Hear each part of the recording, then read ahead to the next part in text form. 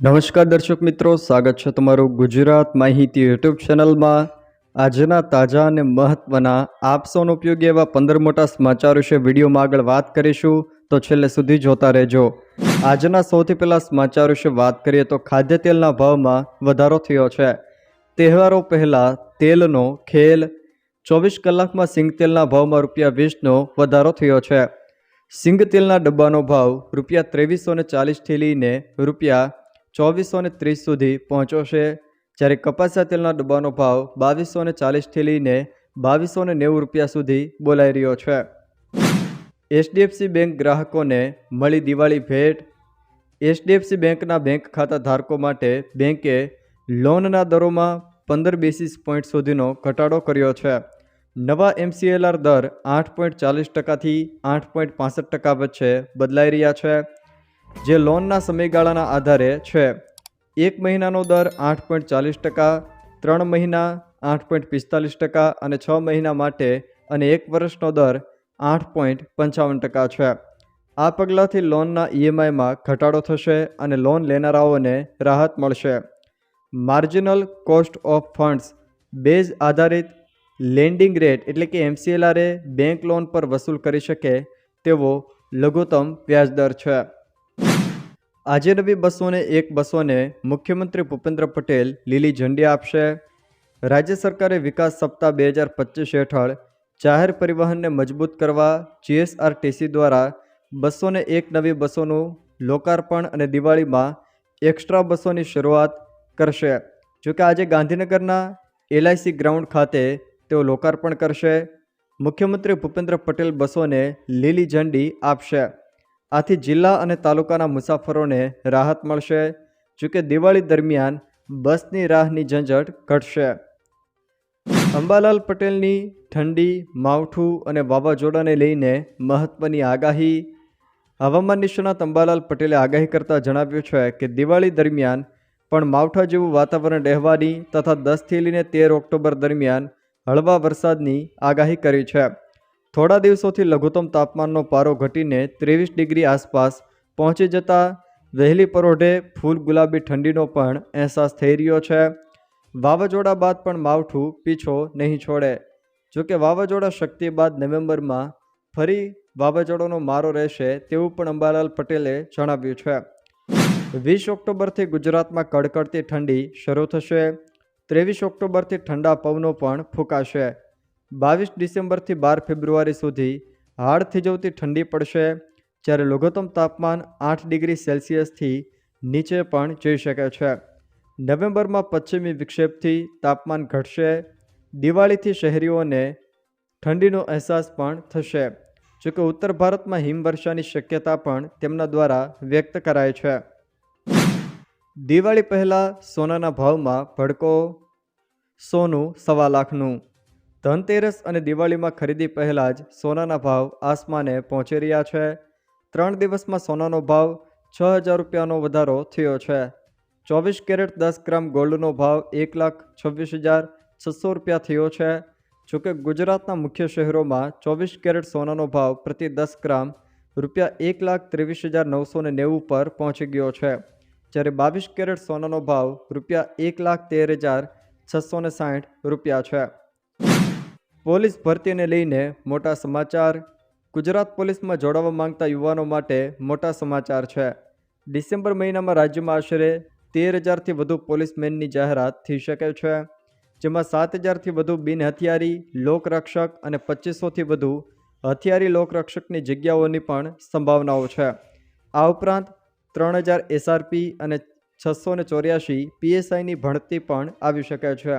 જોકે હાલમાં ચાલી રહેલી 12,000 લોકરક્ષકની ભરતી તેના અંતિમ તબક્કામાં છે। ખેડૂતોને ₹2,000નો 21મો હપ્તો ખાતામાં જમા। દેશભરના ખેડૂતો PM કિસાન યોજના હેઠળ ₹2,000ના હપ્તાની રાહ જોઈ રહ્યા છે। એ દરમિયાન દેશના એક રાજ્યમાં PM કિસાન યોજના હેઠળ 21મો હપ્તો જારી કરવામાં આવ્યો છે। કેન્દ્રીય કૃષિમંત્રી શિવરાજસિંહ ચૌહાણે મંગળવારે પૂરગ્રસ્ત જમ્મુ કાશ્મીરના 8.55 લાખ ખેડૂતોને PM કિસાન યોજના હેઠળ ₹171 કરોડ 21મો હપ્તો જારી કર્યો છે। નિવેદનમાં કહેવામાં આવ્યું છે કે આ સાથે જમ્મુ કાશ્મીરના ખેડૂતોને અત્યાર સુધીમાં પીએમ કિસાન યોજના હેઠળ કુલ 4,052 કરોડ રૂપિયાની સહાય પણ મળી છે. નોંધનીય છે કે શિવરાજસિંહ ચૌહાણે સપ્ટેમ્બર મહિનામાં પણ પંજાબ, હિમાચલ પ્રદેશ અને હરિયાણાના ખેડૂતો માટે પીએમ કિસાનનો 21મો હપ્તો પણ જારી કર્યો હતો.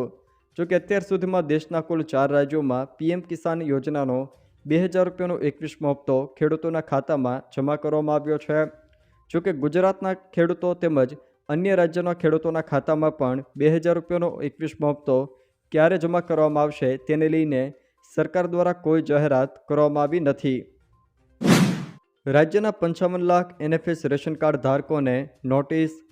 ગુજરાતમાં 55 લાખ જેટલા એનએફએસ રેશન કાર્ડ ધારકોને આધાર કાર્ડ અને પાન કાર્ડ ડેટાના આધારે જિલ્લા કક્ષાએ પુરવઠા અધિકારીઓ દ્વારા નોટિસ પાઠવાઈ છે. નોટિસ મળેલા ધારકોને હવે સબસિડીવાળું અનાજ મળશે નહીં અને તેમના કાર્ડને સામાન્ય રેશન કાર્ડમાં ફેરવવામાં આવશે. જોકે આ પગલું લાભાર્થી યાદીમાં ગેરરીતિઓ દૂર કરવા માટે લેવાયું છે. રાજ્યમાં 55 લાખ જેટલા રેશન કાર્ડ ધારકો ઇન્કમટેક્સની મર્યાદા બહાર હોવા છતાં રેશન કાર્ડ પર અનાજ લેતા હતા. ભારત સરકાર દ્વારા રાજ્ય સરકારને આ ડેટા આપવામાં આવતા કાર્યવાહી કરવામાં આવી છે. જોકે આ ડેટાના આધારે પુરવઠા અધિકારીઓએ રેશન કાર્ડ ધારકોને નોટિસ પણ પાઠવી હતી. દેશમાં ગરીબીનો હક છીનવનારા લોકોને સબક શીખવવા માટે કેન્દ્ર સરકારે એક ડેટા રાજ્ય સરકારને સોંપ્યો છે. આ ડેટા પ્રમાણે વધુ આવક ધરાવતા લોકો પણ સસ્તા અનાજની દુકાનમાંથી અનાજ લેતા હોવાનું બહાર આવ્યું છે. આ ડેટાના આધારે જિલ્લા અધિકારી દ્વારા પગલાં લેવામાં આવ્યા છે. દરેક જિલ્લામાં આવા રેશન કાર્ડ ધારકોને નોટિસ આપવામાં આવી છે. જો આ નોટિસનો જવાબ સંતોષકારક નહીં હોય તો રેશન કાર્ડ દ્વારા અપાતું અનાજ બંધ કરવામાં આવશે અને કાર્ડ પણ સામાન્ય રેશન કાર્ડમાં તબદીલ કરાશે. 11 જિલ્લામાં ખેડૂતોને હવે 10 કલાક વીજળી મળશે. વરસાદની ઘટવાળા વિસ્તારોમાં ખેડૂતોને 10 કલાક વીજળી અને નર્મદાનું પાણી પણ અપાશે. ગુજરાત સરકારે ઓછા વરસાદને કારણે સૌરાષ્ટ્રના ખેડૂતો અને નાગરિકો માટે નર્મદાનું વધારાનું પાણી સૌની યોજના મારફતે આપવાનો નિર્ણય લીધો છે. સૌરાષ્ટ્રના 11 જિલ્લાઓમાં ખેતી માટે મળતો વીજ પુરવઠો 8 કલાકથી વધારીને 10 કલાક કરવામાં આવ્યો છે, જેનાથી ખેડૂતોને પાક બચાવવામાં મદદ મળશે. જો જરૂર પડશે તો ઉત્તર ગુજરાતમાં પણ વરસાદની સ્થિતિને ધ્યાનમાં રાખીને સુજલામ સુફલામ યોજના દ્વારા પાણી પૂરું પાડવામાં આવશે. સૌરાષ્ટ્રના 11 જિલ્લાઓ જેમાં જામનગર, દેવભૂમિ દ્વારકા, પોરબંદર, રાજકોટ, સુરેન્દ્રનગર, મોરબી, અમરેલી, ભાવનગર, બોટાદ, જૂનાગઢ અને ગીર સોમનાથનો સમાવેશ થાય છે. ત્યાં ખેતી માટે મળતો વીજ પુરવઠો હવે 8 કલાકને બદલે 10 કલાક સુધી શરૂ રહેશે. જો જરૂર પડશે તો ઉત્તર ગુજરાતમાં પણ સુજલામ સુફલામ યોજના મારફતે પાણી પૂરું પાડવામાં આવશે. માછીમારોની કેરોસીન પેટ્રોલની સહાયમાં વધારો. ગુજરાતના માછીમારોના હિતમાં મહત્વનો નિર્ણય લેવામાં આવ્યો છે. રાજ્યના માછીમારોની કેરોસીન પેટ્રોલની સહાયમાં વધારો કરવામાં આવ્યો છે. ઓબીએમ બોટ માટે અપાતી કેરોસીન તેમજ પેટ્રોલની સહાયમાં 3 ગણો વધારો કરાયો છે. મંત્રી રાઘવજીભાઈ પટેલે જણાવ્યું હતું કે આ વર્ષથી પ્રતિ માસ 450 લીટર કેરોસીન અને પેટ્રોલની સહાય અપાશે. કેરોસીન પેટ્રોલની સહાય આપવા માટે ઓનલાઈન સોફ્ટવેર તૈયાર કરાશે. મત્સ્યોદ્યોગ મંત્રી રાઘવજીભાઈ પટેલે માછીમારોના વિવિધ પ્રશ્નો સંદર્ભે સમીક્ષા કરી હતી.